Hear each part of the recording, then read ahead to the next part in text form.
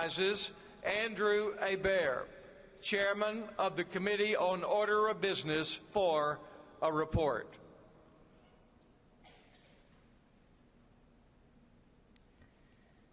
Thank you, Mr. President. It's been a joy to work with the Committee on Order of Business this year to create an annual meeting that is new in some ways, exciting in every way.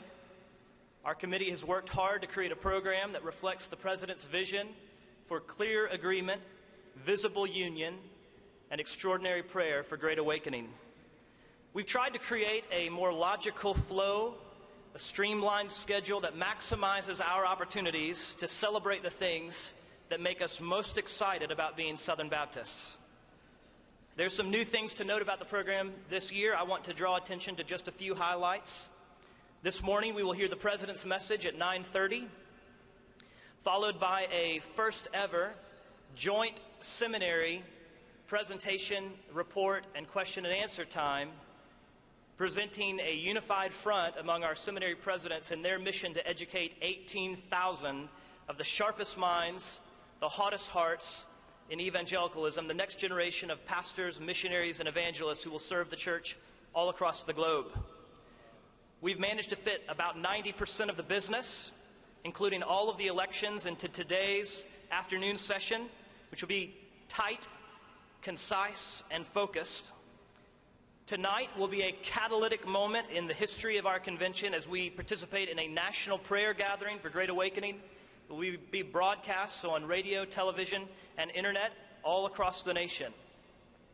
Tomorrow morning, we'll experience a joint missionary commissioning service where we'll see 100 national and international missionaries commissioned. Will be led in a special time of challenge and worship by Kevin Ezell, David Platt, and our President, Ronnie Floyd. And then tomorrow afternoon, in addition to the Lifeway and ERLC reports, we will enjoy a special presidential panel on the church and same-sex marriage, as well as the convention sermon given by Pastor Eddie Bumpers. I do want to note that just like last year, the number of opportunities to make motions has been reduced from 3 to 2, but we have reserved the same amount of time for messengers to introduce motions.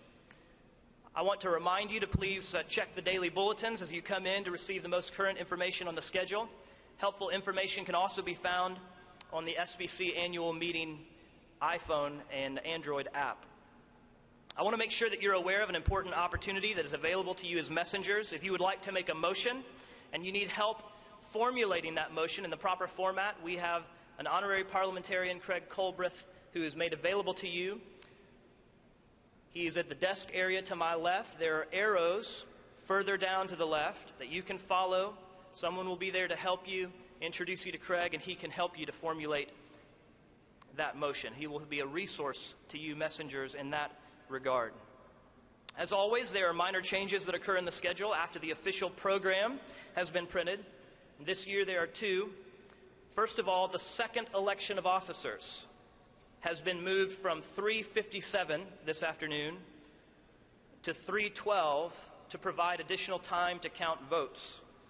And then the second change is that at 3:10 on Wednesday afternoon, the Ethics and Religious Liberty Commission will reverse the order of their presentation and report.